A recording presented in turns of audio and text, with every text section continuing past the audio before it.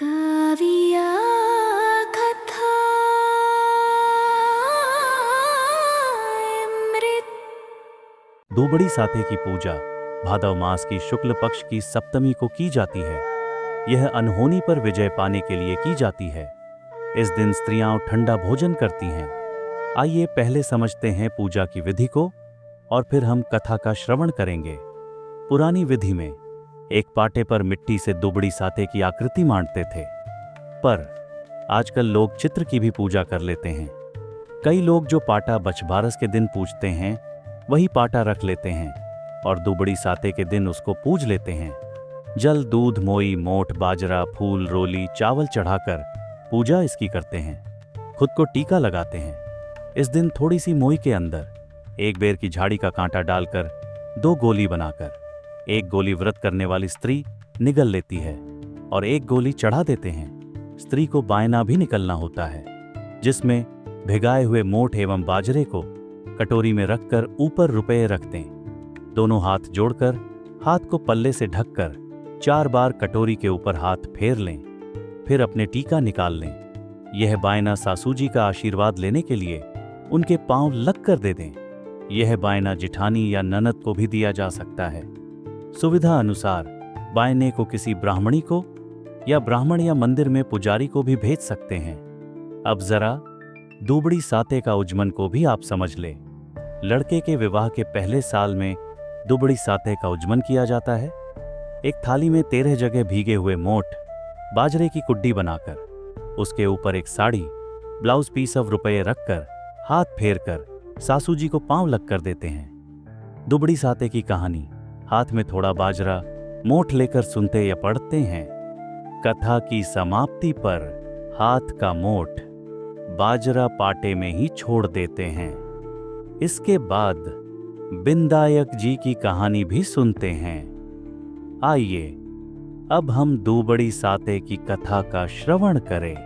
बोलो दुबड़ी साते माता की जय। एक साहूकार था, उसके 7 बेटे थे। बेटों के विवाह के फेरों के पूरा होने से पहले ही बेटे मर जाते थे। इस प्रकार 6 बेटे मर गए। डरते डरते 7वें बेटे का विवाह मांडा। सब बहन बेटियों को बुलाया।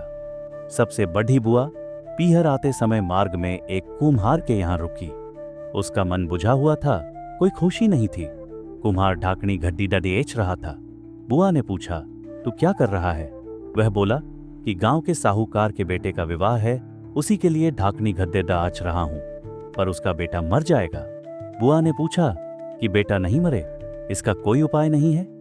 कुम्हार ने बताया कि यदि बींद की कोई बुआ दुबदी सात का व्रत करे, ठंडा खाए, कांटा फांसे, बींद के सारे नेग उल्टे कर गालियां देती रहे, फेरे के समय कच्चा दूध और तांत का फंदा लेकर बैठ जाए, आधे फेरे होने के बाद एक सांप बींद को डसने आएगा, तब उसके सामने कच्चे दूध का करवा रख दे। जब सांप दूध पीने लगे तो उसे तांत के फंदे में फंसा ले।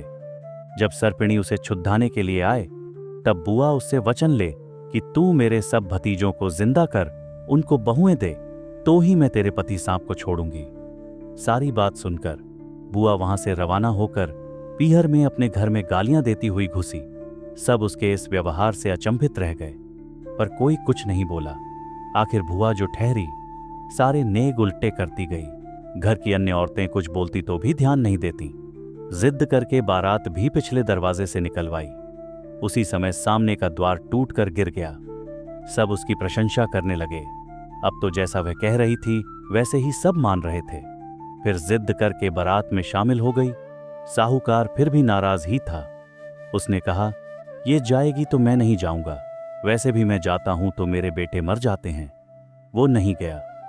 बारात को रास्ते में बरगद के पेड़े डीएच की छाया में से निकालने लगे तो गालियां देते हुए उसने बारात को धूप में से ही निकालने की जिद की। उसकी जिद के चलते जब बारात को धूप में से निकालने लगे, तभी एक बहुत बड़ी डाल टूटकर गिर गई। सब फिर से बुआ जी की प्रशंसा करने लगे। फिर दूल्हे को बुआ की जिद के कारण दुल्हन के घर के पिछले द्वार से अंदर ले जाने लगे। तभी आगे का दरवाजा टूटकर गिर गया। फिर वह गालियां देती हुई फेरे में भी बैठ गई।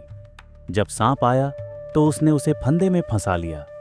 जब सर्पिणी उसे छुद्धाने आई तो बुआ बोली, हे सर्पिणी, मैं तेरे पति को तभी छोड़ूंगी जब तू मेरे सारे भतीजों को जीवित कर देगी, उनको बहुएं भी दे देगी। तू मुझे वचन दे।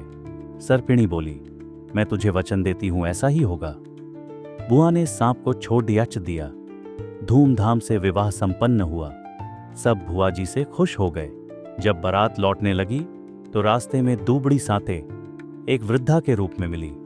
उसने भी दूबड़ी साते की पूजा और व्रत करने के लिए कहा। बुआ ने कहा, मैं दूबड़ी साते की पूजा कराना चाहती हूं, व्रत कराऊंगी, पर कैसे कराऊं, समझ में नहीं आ रहा है। वृद्धा मुस्कुराती हुई वहां से चली गई। उसके जाने के बाद पूजा के बारे में सोचती हुई जब बुआ गाड़ी में से उतरी तो देखा कि वहां दूबड़ी साते का पाटिया मंडा हुआ रखा था। पूजन सामग्री भी रखी हुई थी। ताजा दूब उगी हुई थी। पूजा करने की विधि तो उसे पता ही थी। उसने पूरे मनोयोग और श्रद्धा के साथ पूजा की। बायना निकाला, कांटा फंसाया और कथा कही। बारात गांव में पहुंची। जब साहूकार ने सातों बेटों को जीवित देखा तो उसे बहुत ही आश्चर्य हुआ। सारे बेटे साहूकार के पैर पड्डी डडी एचने लगे तो साहूकार बोला, बेटा, आज अगर तुम पुनः जिंदा हो सके हो तो अपनी बुआ के कारण। ये जीवन तुम्हारी बुआ का दिया है, इसलिए सब इनके पैर पड्ढो। बाद में साहूकार ने सारे गांव में ढिंढोरी पिटवा दी कि अपने बच्चों की जीवन की रक्षा के लिए हर कोई दूबड़ी साते का पाटिया मांडेगा, व्रत करेगा, पूजा करेगा, बायना निकालेगा, कांटा फंसाएगा और कहानी सुनेगा। बोलो दूबड़ी साते माता की जय।